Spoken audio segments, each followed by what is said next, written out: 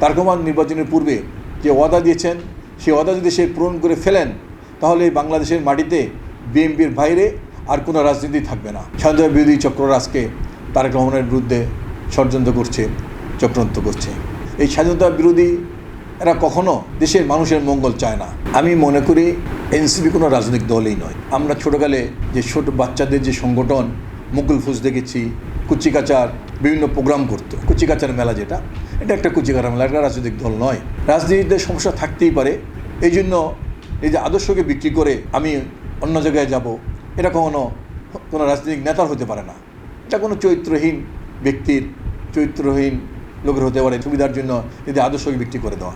আমি মনে করি আমি শহীদ জিয়ার সৈনিক, আমি বেগম খালেদা জিয়ার সৈনিক, আমি তারেক রহমানের সৈনিক। আমি শহীদ জিয়া আদর্শকে বুকে ধারণ করে ইনশাল্লাহ তারেক রহমানের নেতৃত্বে প্রতি আস্থা জ্ঞাপন করে আমি রাজনীতি করে যাব। আমার পথ থাক আর না থাক এটা আমার কাছে কোনো বড় ব্যাপার নয়।